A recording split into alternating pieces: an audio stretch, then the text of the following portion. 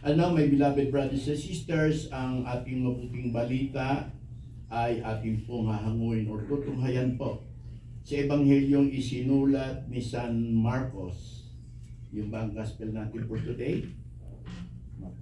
Amen po. Tagalog po na kung babasahin, brothers and sisters in Christ. Sa aklat po ng Marcos, sa chapter 6 po, verse 14 up to 29. Glory to you, O Lord. Pagpalain niyo po ang aming kaisipan, ganoon din ang aming bibig at ang aming puso sa kapamamagitan ng inyong salita na siyang Espiritu na nagbibigay sa amin ng buhay. And this is what it says. Ito po ang sinasabi. Nakarating kay Haring Herodes ang balita tungkol kay Jesus sapagkat nakilala na siya ng maraming tao. May mga nag-aakala na si Juan na tagapagbautismo ay muling nabuhay, kaya si Jesus ay nakagagawa ng mga himala. Ngunit meron ding nagsasabi na siya si Propeta Elias, at may iba namang nagsasabing siya'y isang propeta katulad ng mga propeta noong unang panahon. Nang ito'y marinig ni Herodes, sinabi niya, siya ay si Juan na aking pinapagutan ng ulo. Muli siyang nabuhay. Si Herodes mismo ang nagpahuli at nagpabilanggo kay Juan dahil sa kagustuhan ni Herodias. Ang babaeng ito ay pinakasalan at pinakasama ni Herodes, bagamat ito ay asawa ng kapatid niyang si Felipe. Sapagkat laging sinasabi ni Juan kay Herodes, labag sa batas na kasamahin mo ang asawa ng iyong kapatid. At dahil dito, si Herodias ay nagtingin ng galit kay Juan at ibig niya itong ipapatay. Ngunit, hindi niya ito magawa sapagkat alam niyang natatakot si Herodes kay Juan. Itinuturing ng hari na si Juan ay taong matuwid at banal at sinisikap niyang huwag itong mapahamak. Gustong-gusto niyang makarinig kay Juan kahit labis siyang nababagabag sa mga sinasabi nito. Subalit, nagkaroon din ng pagkakataon si Herodias na ipapatay si Juan nang sumapit ang kaarawan ni Herodes. Si Herodes ay nagpahanda ng malaking salo-salo at inanyayahan niya ang kanyang mga opisyal, mga pinuno ng hukbo at mga pangunahing mamamayan ng Galilea.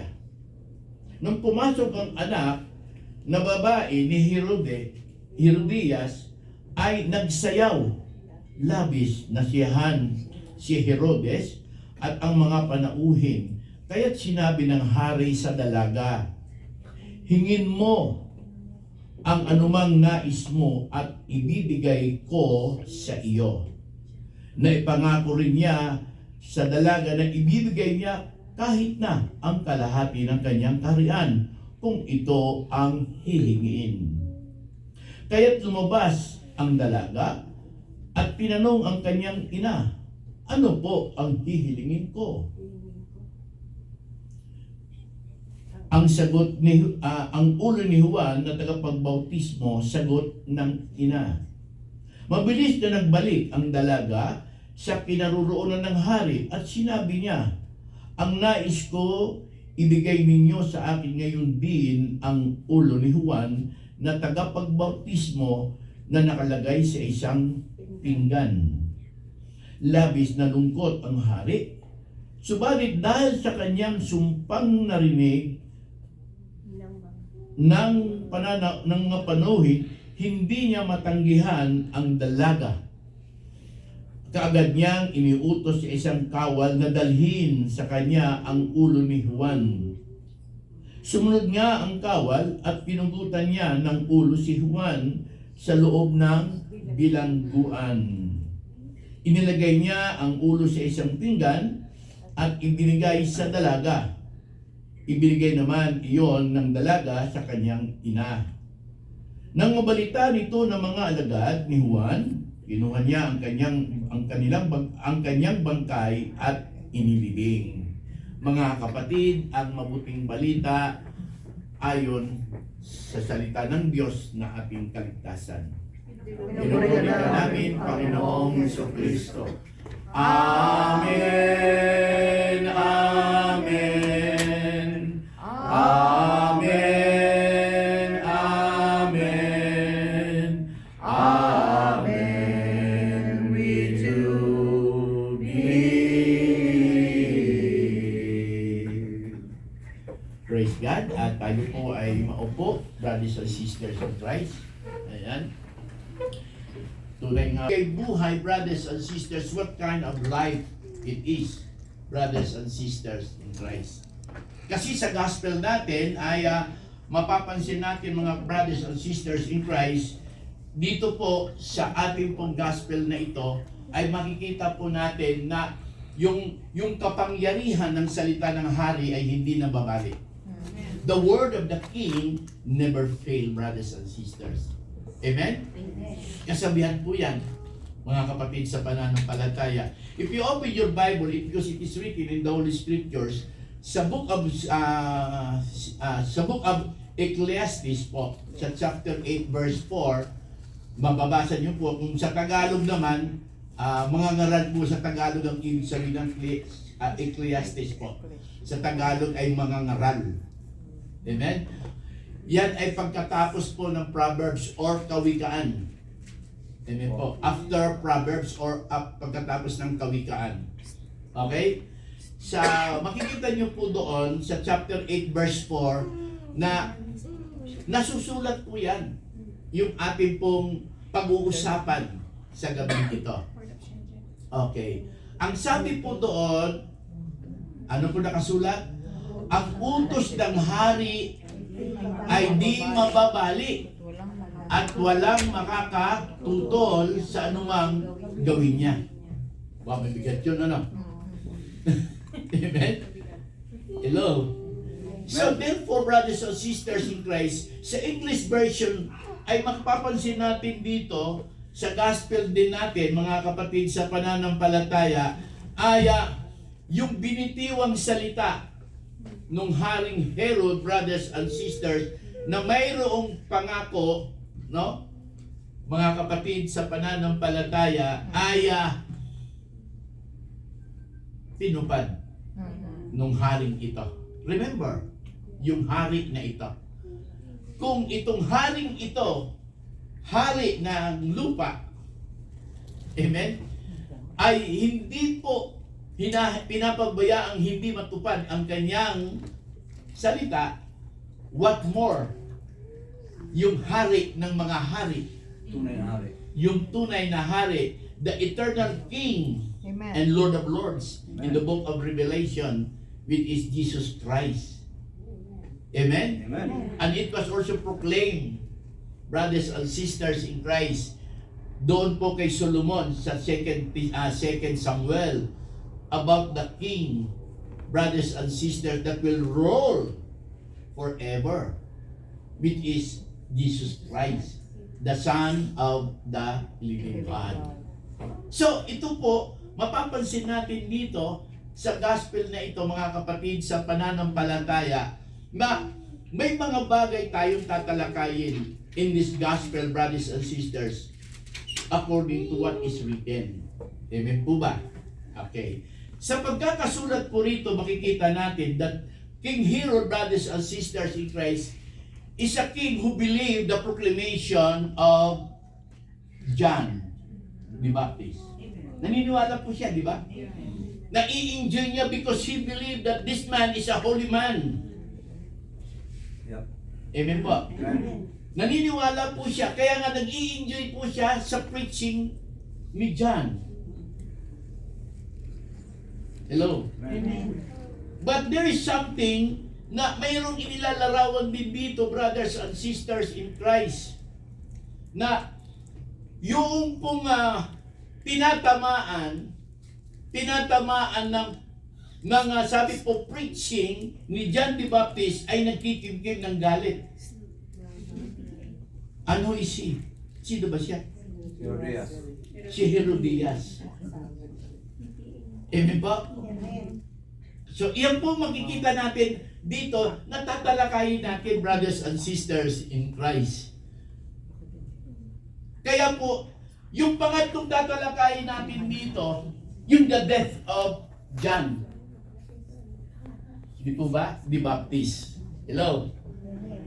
Kaya kung makikita natin, bakit po ang istoryang ito ay mayroong pong nais ipahayag in accordance to the divine purpose of the word, what is written. Amen po? Hello? So dito makikita natin, walang salita ang Panginoon dito. Yeah. There is no word from the mouth of Christ. But what is our spiritual message in this gospel that to bless us? Because as I said, sabi ko nga po kanina, we are blessed.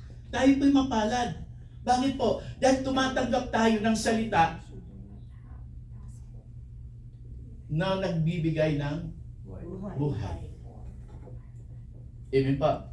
Katulad po ng ating napakinggan sa first reading kanina, brothers and sisters in Christ, nakaka-amaze. Bakit po? Bilhin mo sa unang pagkakataon, marinig natin si Sister Vicente. Amen po ba? Amen. Amen? Amazing, di po ba? And according to her, ayon po sa kanya, ay hindi yung talaga siya prepared brothers and sisters in Christ, but the message was given to her, binigay sa kanya ang mensahe, no, ng Espiritu ng Diyos. Kasi nagbigay po ng mensahe sa kanya yung Espiritu according to the Word. Na napakinggan niya ito, na muli nag-refresh sa kanya. Ang ano yon? Yung sinabi niya, don't worry of what you said, because I will send the Holy Spirit who will speak to you. Amen. And it fulfilled, brothers and sisters in Christ. Nag-reveal ulit sa kanya, doon siya ay nakikipag-usap doon sa mga kapatid niya. Na nato na pala ang mensahe na hindi niya akalain.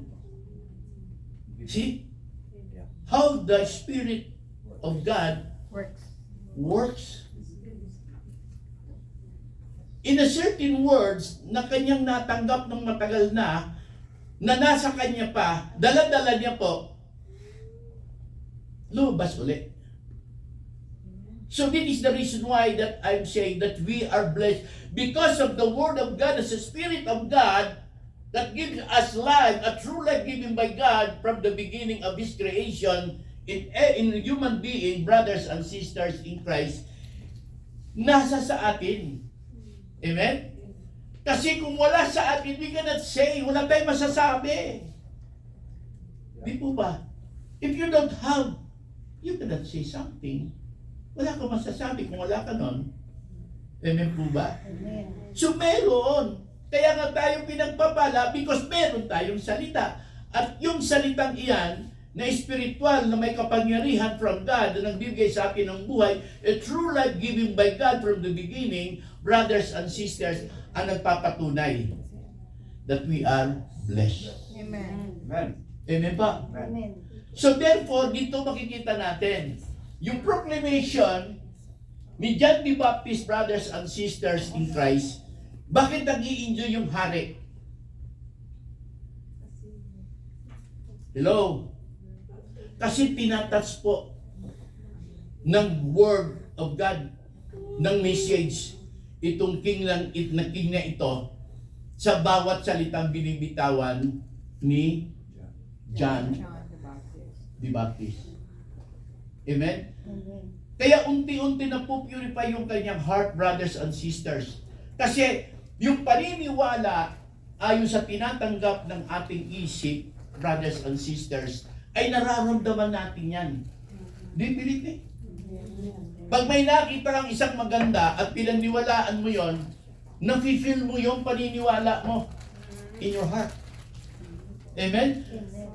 Kaya nag-i-enjoy siya. Kaya nga ang sabi po dito sa kwento, ang paniniwala niya that this preacher na ito, na si John, ay holy man. Banal. Amen? Amen. Yung spiritual presence ng proclamation ni John ay nagpapabanal sa kanyang puso. Kaya lang, ang naging problema niya dito, brothers and sisters in Christ, ay nandoon pa rin po sa tabi niya yung temptation in every day of his life. Andun pa rin po sa tabi niya yung temptation. And that temptation, brothers and sisters in Christ, walang iba. Si Herodias. Amen? Amen. Si Herodias. Na naging sanhi, brothers and sisters in Christ, na yung hindi niya pwedeng gawin ay nagawa niya because of the word that he promised. Di po ba?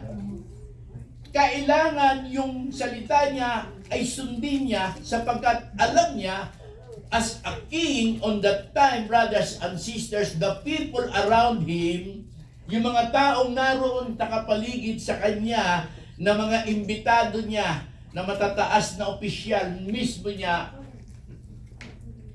brothers and sisters, hindi niya hayaan na mapahiya siya. Hindi ba? Kaya kailangan niya tuparin because he stand firm being a king on that day, on that time. Hindi po ba? Paninindigan niya ang salita niya dahil siya ay hari nung panahon yun. Amen po ba? Amen. So kaya ano sabi po niya? Ano sabi niya doon sa isang babae na anak ni Herodias na sumayaw? Alam mo mga sayaw nung araw talagang mga ganda kasi until daw pag napunta ka ng Saudi o sa mga Middle East, yan yung mga pati nga sa India, mga pasayaw-sayaw na talagang dumigiling-giling na gano'ng katawan. Di po ba? Lalabas ang pusod. Ay talaga naman ho talaga. Nasiyahan ng mga ano, yung mga panauhin. Pati ang hari nasiyahan. Parang si brother lang yan nagpupunta doon sa ang tanda ko sa Alibangbang. Doon sa Cubao, katapatan ng kalye ng tumpok ng kalye po yun ng main avenue kasi pupunta rin ako doon Sa ilalim ng tulay, brother. Oo, yan. Overpass. Alam na alam ni brother, para sa doon ako brother, sabi ko, pwede kikita. Malawang kikita kami dyan Hindi lang kami magkakilala Hindi ba bro, pag sumasayo doon sa nakatayo doon yung talaga naman siyang-siya kayo, no? Patay sin. Oh, di ba? Papatay tapos itututok na ganyan yung di ba? Napapagulat si brother Di po ba? Di lalo na yung time na yun, no? Kaya makikita natin, ito yung realidad, brothers and sisters, na kung saan yung temptation sa lust of the flesh ng isang tao nananatili po sa atin yan if we are not renewed by the power of God's Word as God's Spirit. Amen. Di po ba? Kasi kahinaan ng lust of the flesh natin yan. And this is the reason why the proclamation of the Word of God is truly important to be understand.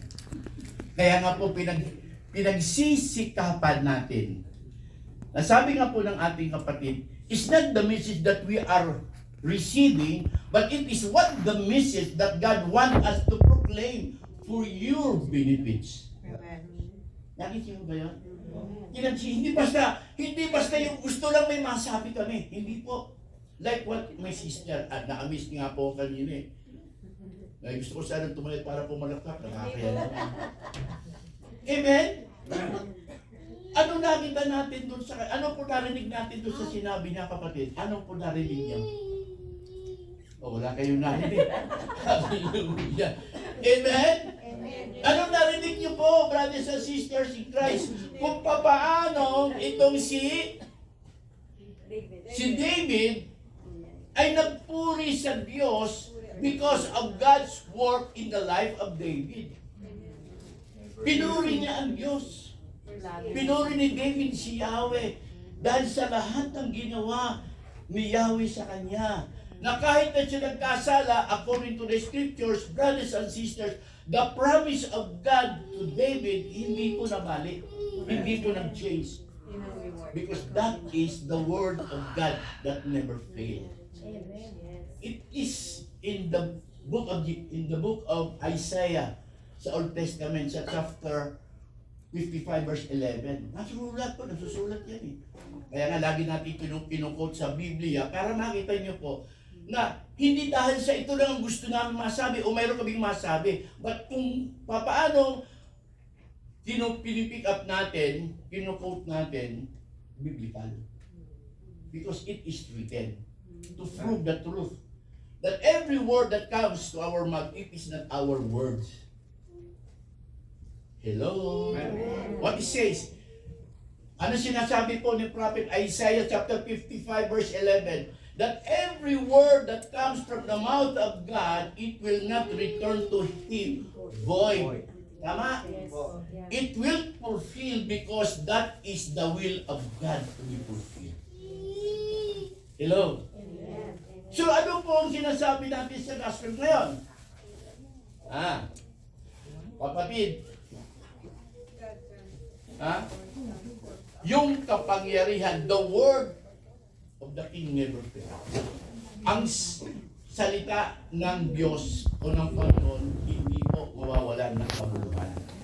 Si Kristo mismo lang sabi diyan, that heaven and earth will pass away, but my word never until it fulfilled. Amen? So maliwanag po ba? Mga beloved brothers and sisters in Christ. So ganito po kahalaga. Dito po makikita natin, brothers and sisters, yung kasalanan. Yung kasalanan ang naging sanhi kung bakit po itong si John the Baptist ay naputulan ng ulo. Alam niyo po bang ibig sabihin ng naputulan ng ulo? Beheaded, ano ibig sabihin yun? Pugutan. Hugot ulo. Nahiwalay yung ulo sa katawan. Siyempre, napugutan, dihiwalay. Di ba? Tama ba yun? Yun ang sabihin na pugutan eh. Naputol, nahiwalay yung ulo sa katawan. Napugutan. Nilagay sa plato. Di po. At inilagay nga po, request na ilagay sa plato. Amen po ba? Dahil mayroong dala-dala na sama ng loob galing itong si Herodias. Dahil sa tinatamaan siya ng salita. Sa ating panahon, nangyayari po yan, brothers and sisters in Christ. Amen? Pag tinatamaan tayo ng salita ng Diyos, either magalit ka, or iisipin mong maglaylo ka. Di po ba? Kasi it's normal. Dahil natatouch po talaga yung tinatawag na ego ng ating spiritual lust of the flesh. Amen po ba? Minsan nga, pag napagsasabihan niya tayo, minsan napagsasabihan tayo ng ating asawa, minsan anak, kapatid, o kaibigan, pag may sinasabi sa atin na para bagang nakita na hindi maganda sa iyo o sa atin, anong kadalasan? Di ba na-offend ka? Di ba na-offend ka? It's normal, brothers and sisters in Christ. Amen po ba? Kaya po, minsan nakakagawa tayo ng kasalanan, hindi dahil sa gawa o kaya sa sinasabing words, kasi nagkakasala ang tao sa gawa, salita, at isip. Minsan nakakapag-isip tayo ng hindi maganda. Hindi man tayo makapagsalita o gumawa ng action na hindi maganda, pero sa isip nakakagawa tayo. At alam naman natin kung ano po ang kasalanan. Ang kasalanan po ay gawa ng kaaway na pwede pong ito mag-slave sa atin, brothers and sisters, to separate us from God's mercy. From God's love. Amen po? Amen. Nangyayari po yan sa totoong buhay, mga kapatid, sa pananampalataya. So ganito po ang nangyari. Amen po ba? Amen. But ito ang isang maganda. Why God allowed these things to happen to His servant? Bakit pinintulot ng Diyos na mangyari yan sa lingkod niya? Si John. Bakit po? Alam niyo kung bakit? Alam niyo pa kung bakit? Hindi pa. So gusto niyo malaman, siyempre, hindi po ba? Biblia. Dadali natin kita sa Biblia. Pakinggan niyo po itong nasusulat sa Biblia. Sa Gospel ni John, sa chapter 21, meron tayong mababasa, brothers and sisters in Christ, na nakasulat sa chapter 21, no? Kung papansinin natin ang verse 15 to the following verses, babasahin ko na mabilis. Ganito po nakasulat. Okay. Dito po sa chapter 21 na ito, ng Gospel ni John the Beloved, ay sila po'y nagkakatipon. Ang Panginoon at ang mga lagad nagkakatipon at kumakain sila. Amen? Kumakain po sila. Pagkatapos nilang kumain, ganito po sinasabi po sa verse 15. Pagkakain nila, tinanong ni Jesus si Simon Pedro, Simon, anak ni Juan, iniibig mo ba ako ng higit sa mga ito? Simon, do you love me more than this? More than this. Pag sinabing more than this, there is something na tinutukoy, ha? Okay. So, ano nakasulat to? Anong sagot po ni Simon o ni Pedro? Opo, Panginoon, alam ninyong mahal ko kayo. Tugon niya. Hindi ba alam ni Kristo na mahal siya ni Peter? Alam niya. Di po ba? Walang nalilihid sa kalaman ng Panginoon. Sinabi sa kanya ni Jesus, kung gayon, pakanin mo ang aking mga batang tupa. Verse 16. Muli siyang tinanong ni Jesus, Simon, anak ni Juan, iniibig mo ba ako? Sumagot si Pedro, opo, Panginoon, alam ninyong mahal ko kayo. Sabi ni Jesus, alagaan mo ang aking mga tupa. Pang 17. Ano sabi po ng 17? Pangatlong ulit na itinanong siya ni Jesus, Simon, anak ni Juan, mahal mo ba ako? Nalungkot si Pedro sapagkat 3 beses siyang tinanong ng mahal mo ba ako? Sumagot siya, Panginoon, alam mo po ninyong lahat ang bagay. Alam ninyong mahal ko kayo. Sinabi sa kanya ni Jesus, pakinggan niyo ang portion na ito. Pakanin mo ang aking mga tupa. Pagdating sa verse 18 po, pagkatandaan mo, noong bata ka pa, ikaw ang nagbibihis sa iyong sarili at pumupunta ka kung saan mo gusto. Ngunit pagtanda mo, iuunat mo ang iyong mga kamay at iba ang magbibihis sa iyo. At dadalhin ka kung saan hindi mo gusto. Verse 19. Sinabi niya ito upang ipahiwatig kung paano mamamatay si Pedro at kung paano niya luluwalhatiin ang Diyos. Nag-isip ba ibig sabihin? 3 times na tinanong ni Christ si Peter, do you love me more than this? 3 times. Bakit 3 times? Madalas sinasabi natin because 3 times din po pinangkailan ni Peter si Christ. Amen po ba? So, pansinin natin ha, ang sabi po dito brothers and sisters, pagkatapos po sinabi ng Panginoon kung paano siya mamamatay. At sa kanyang kamatayan ay mag-glorify ang God sa kanyang kamatayan. Bakit mag-glorify ang God sa kamatayan o sa death ni Peter? Bakit? Hello? Hello? Because Peter fulfilled what is the instruction that was given to him by Christ. Amen? Tinupad ni Pedro ang alin? Ang instruction na salita ni Kristo. Do you love me? Feed. Hindi po ba? Hello? Amen. So, alam mo ba paano namatay si Peter? Siya po'y namatay na pinako sa cross na nakabaliktad. Patuan yan. Baliktad. Kasi hindi siya worthy na ipako na lang pareho ng pako ni Kristo. Pailalim. Masakit yun. Kasi lahat ng dugo mo pupunta sa ulo. Lalabas lahat yun sa mata, sa bibig, tenga. Patuwad eh. Patiwarik. Ay, patiwarik. Tama ko. Tama. Salamat, brother, na patiwarik. Kasi patuwad ka pa na iba, no? Sorry, patiwarik.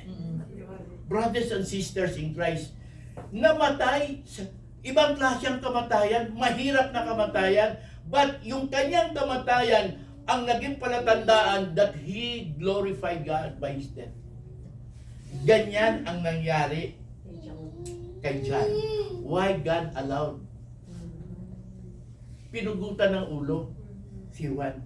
Kasi, pinulfil naman kaya ni John the Baptist kung ano yung tasking na ginawa, na ipinuro. Amen po? So, ibig sabihin, sa buhay Kristiyano ng pananampalataya natin, as we believe that there is power in the Word of God, brothers and sisters in Christ, that give us life, as what Jesus said, that the Spirit gives life, flesh comes from nothing. My word are spirit and they are life. So then, yung paniniwala natin na gumaganap, ginagampanan, isinasagawa natin ang salita ng Diyos ayon po sa ating pananampalataya, darating tayo sa kamatayan, kapatid, na maluluwalhati din natin ang Diyos sa kamatayan natin. Amen. Ito yung tatlong nilalarawan dito. Brothers and sisters in Christ. Hindi natin alam. Kadalasan niya kinakatakutan ng tao ang kanyang kamatayan. Hindi ba? Maraming Kristiyano natatakot mamatay. Bakit po? Kasi hindi siya naging bukas sa salita ng Diyos. There is no word of God that opens his spiritual understanding according to his faith to God. Hindi po ba? Ganun din tayo ng araw eh. Huwag lang hindi tayo magkasakit, natatakot na tayo eh. Naalala niyo yun? Huwag lang hindi tayo magkaroon ng bigat ng problema, natatakot na tayo. Ang hindi natin alam, brothers and sisters, na ang takot, yung fear po, brothers and sisters, is part of curse. Ang takot po ay bahagi po ng sumpa. Kaya nga sinasabi ng Panginoon, don't let your heart be troubled. Trust in God. Amen. And trust also in me.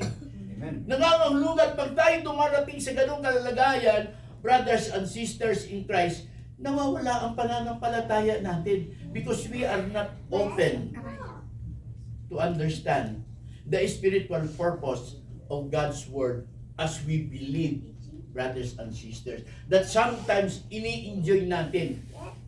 Amen? O kaya sometimes po, nakikriticize tayo. Di po ba? Sometimes tinatamaan tayo, but we don't really understand what is the divine message of God into our spiritual life. Kasi yun ang purpose ng Panginoon eh. First is to avoid sin. Hindi po ba? Yun ang sinasabi ng Biblia. Avoid sin. Repent, for the kingdom of God is at hand. Amen. Hello? Amen. Paano ma-avoid ang sin, ang kasalanan? Sige, malaman. Kailangan mapagtagumpayan po natin yan. Basahin niyo po ang sulat ni James sa chapter 4 verse 7. 6 and 7 niya tayo. Buksan natin yung portion ng ating Biblia. Santiago. Sister, ang James po, Santiago ha. Naalala ko si sister. Naalala ko si sister nung last Tuesday kasi. Santiago. Ano po? James, Santiago. Chapter 4 verse 7 and 8. Okay, ano nakasulat? Kaya nga pasakop kayo sa Diyos. Labanan ninyo ang diablo at lalayuan niya kayo. Hello? Amen. Lumapit kayo sa Diyos at lalapit siya sa inyo. Hugasan ninyo ang inyong mga kamay, kayo mga makasalanan. Linisin ninyo ang inyong mga puso, kayong pabago-bago ng isip. Unang words, pasakop sa Diyos. Hindi natin kayang labanan ang Diablo kung hindi tayo magpapasakop sa Diyos. Amen? Because you have no power against the work of the devil or the Satan. Sabi na ni brother kanina, but if God is with us, no one can be against us. Amen. So kailangan mo magpasakop para labanan ang kaaway. Amen po ba? Amen. Kailangan tayong lumapit talaga sa Diyos para lapitan din tayo ng Diyos. Hello? Amen. Ang purpose ng paglapit natin sa Diyos, brothers and sisters in Christ, upang linisin po ang karumihan natin. Amen. To purify our impurity. Hindi tayo lumalapit sa Diyos para, Lord, ibuhos mo naman sa akin ang lahat ng ginto mo yan sa langit. No, that is not. Kasi yun ang karamihan sa atin, especially, madalas natin napapakinggan yung prosperity, yung pagpapala, bibigay siya ng Diyos, maniwala ka sa Diyos, bibigay lang ng Diyos ang kayamanan niya. Yun ang gusto natin. Gusto ng tao yan. Kaya pag gano'n ang pinag-uusapan ng mga pastor, mga pari, mga preacher na katulad ko, pagpapala, ay nandoon ako. Pero pag pinag-usapan po yung mga ginagawa kong kasalanan, ayaw ko yan. Hindi po ba? Hello? Amen. Ganun po ang ibig sabihin, brothers and sisters. Kasi tayo sa totoo lang, sa sobrang karunungan ng tao, pabago-bago tayo ng isip. Yan masyado tayo marunong eh. Pasin niyo po yan. Umuo ka na, tapos pumiyamaya, hindi. Di ba? Nakipagkasundo ka na, pagkatapos aalisin. Kasi wala ho talaga tayong spiritual na advocate to remind us everything that we heard from the Word of Christ. Wala tayong advocate. Ano ba yung advocate sa Tagalog? Patnubay. Wala tayong patnubay dati. Sa lumang buhay ko, kapatid, Kristiyano na ako eh. But the truth, brothers and sisters in Christ, marami po akong pagkakamali, pagkakasala na nagawa. Bagamat alam ko yun, brothers and sisters in Christ, pero wala hong tinatawag po itong formal na conviction. Basta alam ko nagkasala ako, hindi na ako nagtawad. But to convict by sin, naku, sa totoo lang, sa lumang buhay, napakarami. Amen? But because of that experiences na encounter ko, na sinasariwa ko sa panahon ng aking paglilingkod, pangangaral at pananampalataya, binabalikan ko siya as a reference. Paano ko mapagtatagumpayan yung mga dating kahilaan ko? Nais niyo ba yun? Kasi binigyan tayo ng experience ng Diyos. For what purpose? Ha? Para ma-recognize natin yung mga bagay na ito yung nagawa ko, sana hindi ko na ulit magawa. Pag-aralan ko na huwag na maulit. Pero nung araw, hindi. Paulit-ulit ka eh. Diba? Paulit-ulit. Just minamahal. To God be the glory. But ngayon, hindi. Ngayon na, nag-o-open na agad yung spiritual na salita tulad ng sinabi ni sister. Ito yung isang kwento related po sa pinag-uusapan natin. Pakisin nyo to. Paano po mapagtatagumpayan yung temptation ng kaaway? Hello? Ganito po yun. Minsan kasi nagsishare po ako, nagpapatotoo po ako, gumagamit ako ng example o mga illustration, brothers and sisters, sa iba't ibang paraan. Kasi mahalaga po yun eh. Bakit po? Kasi minsan po, brothers and sisters in Christ, na-acknowledge po yun ng mga tao, ng mga listeners, based on their personal experience also that they encounter in their life. Di ba? Ako minsan ginagamit ko, kaibigan ko, kabrother ko, kapamilya ko, kahit kapamilya ko. Nagagamit ko yan. Bakit ko ginagamit po yung mga ganon? Para patunayan na yung sinasabi ko, hindi kathang isip, hindi gawa-gawa, kundi totoo. Kahit nasa sarili kong pamilya, nagagamit ko kaya sila. Pansinin niyo po yon. Hindi po ba? Ito po yung totoo. Ganda mga nakarang linggo, di ba? Mayroon akong patotoo tungkol doon sa na-share ko sa inyo, sa isa ko sa anak ko. Paano yun hindi niya naintindihan kung anong pagkakaiba ng ganito na gano'n. Explain ko nung last Friday yata yun. Hindi po ba? Amen? So, ganyan din po yan. Minsan kaibigan, kapatid, kapatiran, minsan ina-expose ko talaga yan. Bakit po? I'm using what is the reality, hindi heresy, hindi gawa-gawang kwento. So ngayon, ini-share ko sa inyo. Paano? Isang paraan. Ganito yon. Ayun ang umaga, hindi hapon yun. Siyempre, bagay. Ayun ang umaga, no? Nagising ako. May kausap yung aking sister wife. Usapan nila, hindi pwede. Hindi ba pwede gawa ng paraan? Hindi ganito, ganun. Ay, kinig ako. Suddenly, pagkatapos po, biglang sabi nung Sister Larnie, baka naman pwedeng gawa ng paraan. Sumagot, yung kausap niya. Pwede rin. Meron lang penalty. Sabi ni Sister, pwede ba yun? Oo, kausapin ko yung airlines. Magkano penalty? Ang sagot niya, ang penalty, hindi ko alam. Aalamin ko pa. Parang nabingi ang tenga ko. Sabi ko, naalala ko yung luma kong buhay. Kasi sa luma kong buhay, kapatid, hindi rin tatanong, sabi ko sa inyo, gawain ko rin po yung magkunwari. Kunwari wala akong alam. Maging inosente ako sa mga bagay. Kasi nung panahon na yon, hindi niya tatanong, ako po ay naging license officer po ako ng isang agency, travel agency and recruitment agency. Kasama ko yung secret yung kapatid ko. Minsan po, gumagamit ako ng tinatawag na ano mo yon? Yung kunwari, wala akong alam.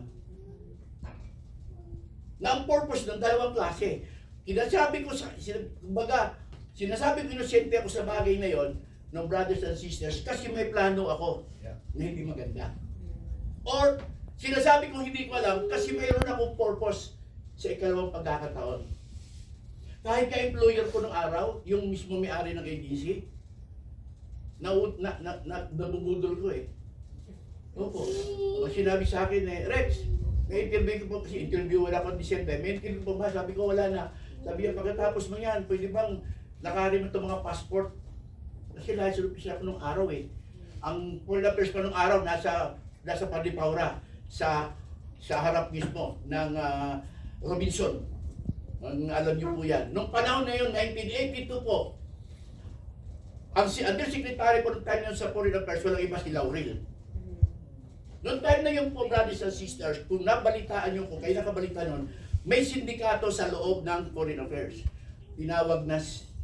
7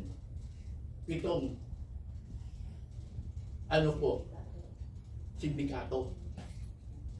Yung 7 sindikato doon, may kakilala ako. At lahat ng passporting, doon namin pinadadala yung baklas, tawagin namin pinapaklas. Or yung mga ginagawa namin na madalian. Ang passport ng araw po is 300 lang. Sinisigil ng agency yan ng 550. Kasi yung 550 sa akin mapupunta. Yung 200 sa agency. Meron pa pag ng passport, walang birth certificate. Ginagawa ko lahat ng paraan yan. Minsan yung employee, yung mismo in-interview ko, pag sinagtatanong, wala pa akong passport, pagano bang passport? Ay ganito, passport ganito. Paano ba yun? Hindi ko pa alam, tatanong ko. Pero totoo nun, alam ko. Same thing po yan. No, ako yung trabaho rin sa Las Vegas, sa Philippine Times. Ilang taon na trabaho sa Philippine Times? Lahat ng agency rito, maging sa totoo lang, kabisado ko na kasi pinag-aralan ko rin sila. Siyempre naman, di ba? Kliyente namin yan eh. Inaalam ko yung klase ng mga inalam ko yung klase ng mga business nila, paikot-ikot ng business. Alam mo, kaya lang nagtatanga-tangahan ako. Yun sabi ko na, walang alam, nagtatanga-tangahan ako. Dalawang klase yung tanga-tangahan eh. Kunwari wala kang alam. Dalawang klase. Una, para mapudol mo siya. Or pangalawa, makuha mo kung ano ang ginagawa niyang mali.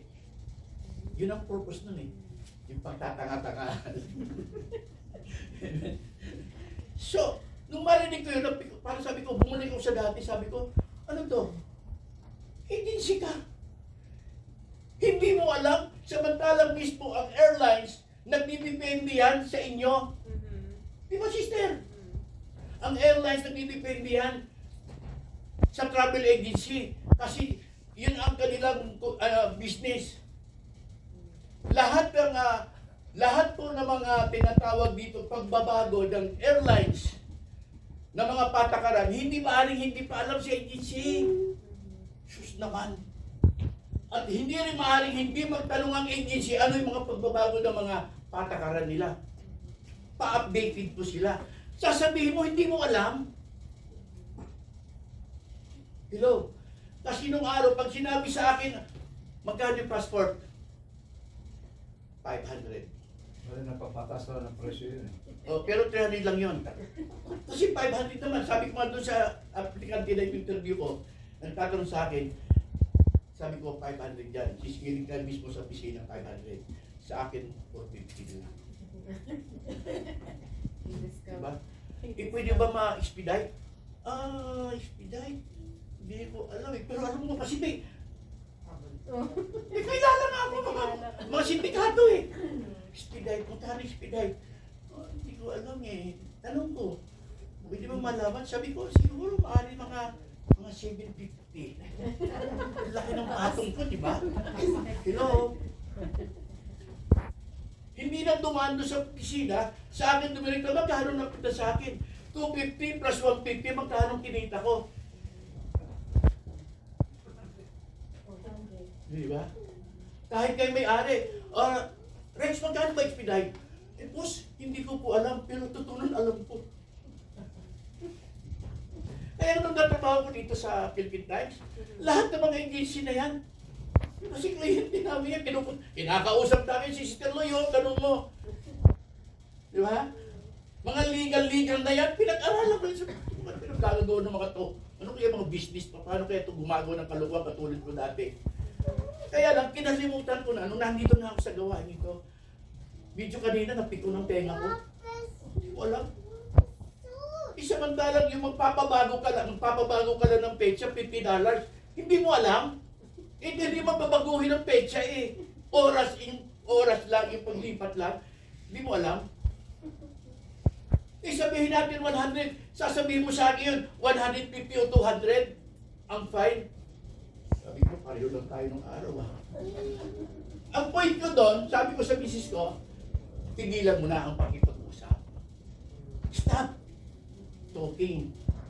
Ang purpose ko doon, to avoid sin. Nagit mo na.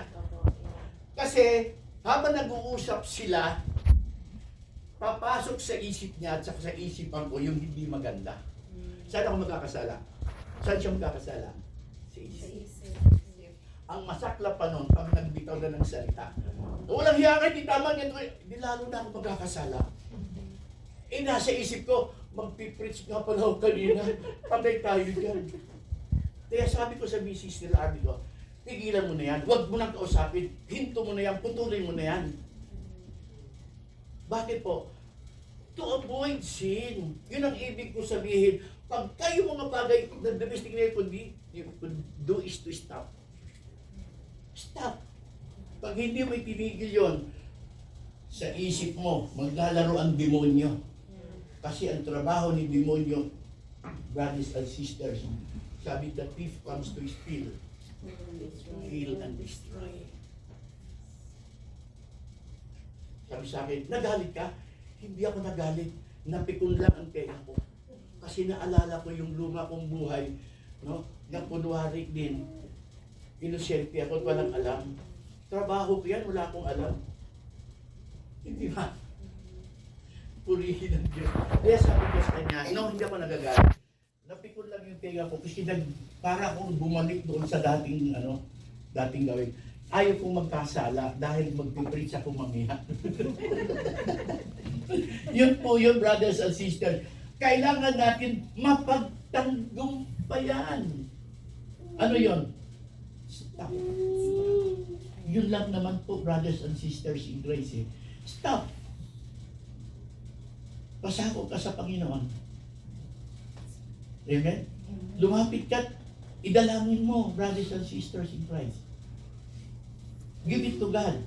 Sabi ng Panginoon, don't revenge because revenge is mine. Bigay mo sa Diyos. Bahala ng Diyos. Ganun lang po yung brothers and sisters in Christ. Kasi alam natin na ang kasalanan ang nagiging sanhi ng kamatayan. The wages of sin is death. Romans 6:23.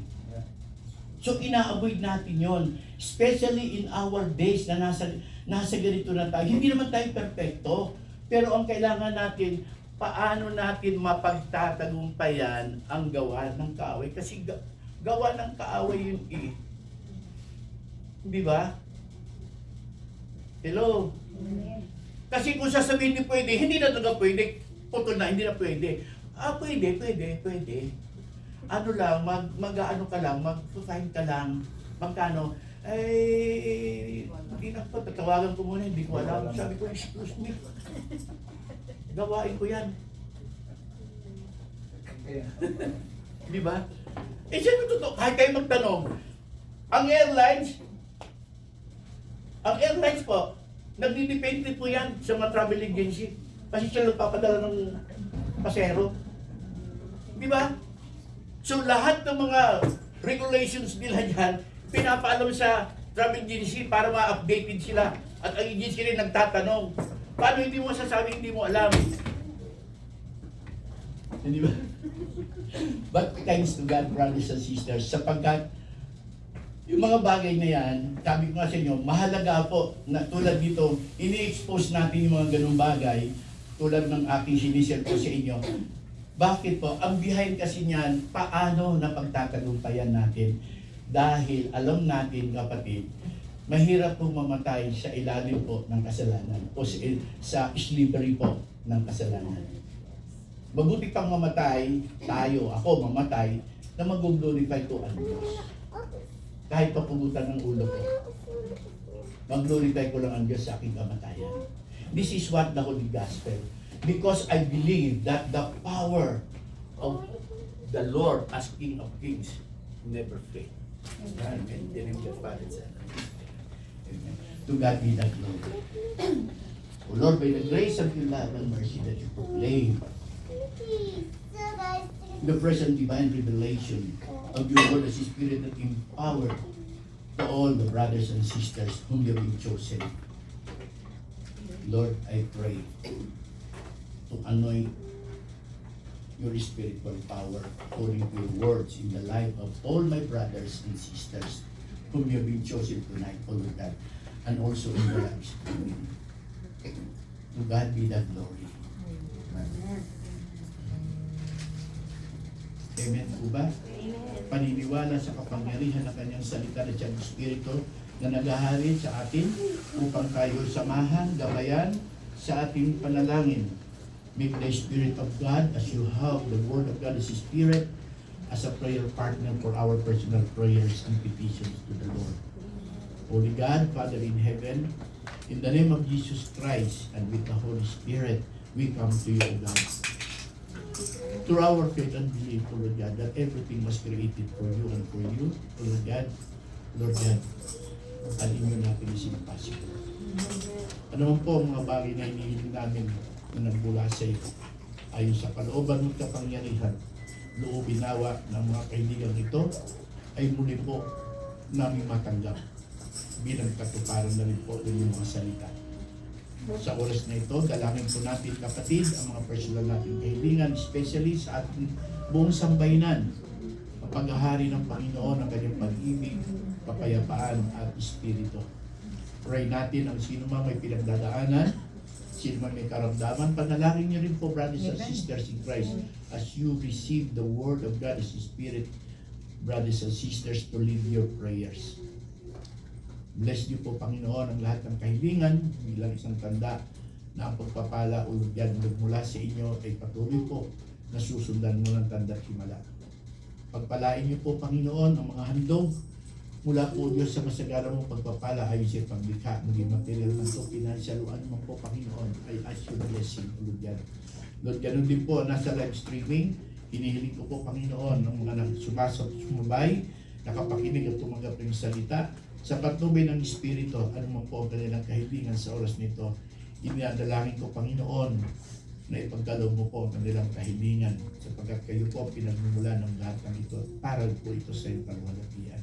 Kaya minsan pa, Ama, sa oras nito, allow us to declare our faith and believe, O God, the victory, Lord God, as also we pray for faith and believe the victory of your holy gospel that empowered to us. Allow us, Lord God, ipahayag namin ang katagumpayan ay para sa iyong kaluwalhatian. Kaya sa oras ito, mga kapatid sa pananampalataya, ang kining niyo po, Amen. ang salita ng Diyos isang Espiritu mananatiling gabay, patnubay, kalakasan, banal na karunungan ay sumasa inyo po. Mahayag at sumainyo lagi. Makita po ang kapangyarihan ito sa inyong buhay at ang inyong mga personal na mga kahilingan. Tandaan natin, sa Diyos po walang imposible. And He fulfill His word, brothers and sisters, because there is power of the word of God to be fulfilled. Sumayin niyo po, mga kapatid, sa oras nito, sa pamagitan ng kapangyarihan Diyos, Ama, Anak, at Espiritu Santo. Amen. Amen. Amen. Salamat po, Ama namin Diyos. Pasalamatan natin ang Diyos. Pasalamatan po natin si Kristo natin Panginoon. Thank you po, Jesus Christ. Thank you, Holy Spirit. Father, thank you po once again. Thank you po.